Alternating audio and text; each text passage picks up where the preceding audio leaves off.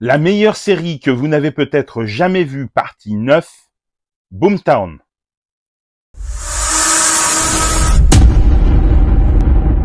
Aujourd'hui, on remonte le temps jusqu'en 2002 pour vous parler d'une série oubliée, mais qui aurait pu changer le paysage des séries télé, Boomtown.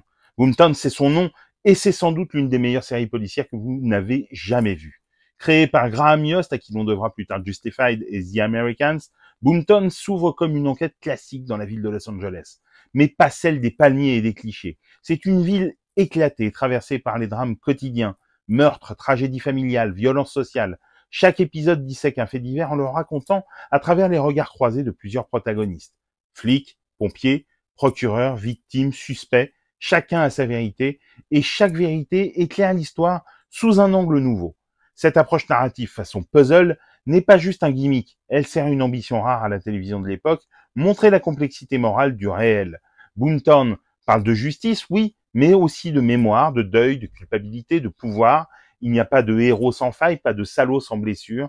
Tout est nuancé, profond, humain. C'est un kaléidoscope narratif, un puzzle humain où la vérité n'existe qu'en fragments. Et c'est là tout le génie de Boomtown. Montrer comment chaque regard modifie la perception des faits. Et cette humanité, on la doit aussi à un casting exceptionnel. Donnie Wahlberg, bluffant, flic marqué par un passé trouble, mélange de dureté et de compassion contenue. Neil McDonough, glaçant et fascinant en procureur implacable au bord du précipice moral. Mykelti T. Williamson, oui, Booba dans Forrest Gump, est bouleversant en flic noir, confronté au racisme systémique et à ses propres contradictions. Jason Gedrick, toujours impeccable en rookie, pas loin de franchir la ligne blanche, et Gary Bassaraba en officier supérieur menacé de corruption. Et enfin, il y a Lana Parrilla, intense, fragile, juste, bien avant de devenir la méchante culte de Once Upon a Time. Des interprètes d'une intensité rare, servis par une écriture dense, émotive, jamais manichéenne. La série ose explorer les failles de ses personnages, la complexité morale des décisions, et elle le fait avec une élégance narrative qui n'a rien à envier aux séries de prestige contemporaines. Et visuellement, c'est vraiment audacieux.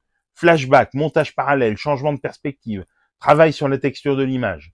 Boomtown expérimente sans jamais perdre les téléspectateurs. C'est ambitieux, on l'a dit, mais c'est aussi toujours maîtrisé. Malheureusement, cette perle n'a duré qu'une saison et 6 épisodes, un public trop faible, une chaîne frileuse et un format sans doute trop en avance sur son temps pour convaincre le public. Boomtown, avant que tout le monde ne s'en empare, faisait la part belle à une narration éclatée avec maestria. Un échec public difficilement compréhensible avec le recul, mais sans doute une série trop exigeante pour un public peu habitué à ce que l'on parle plus à son intellect qu'à satisfaire ses bas instincts.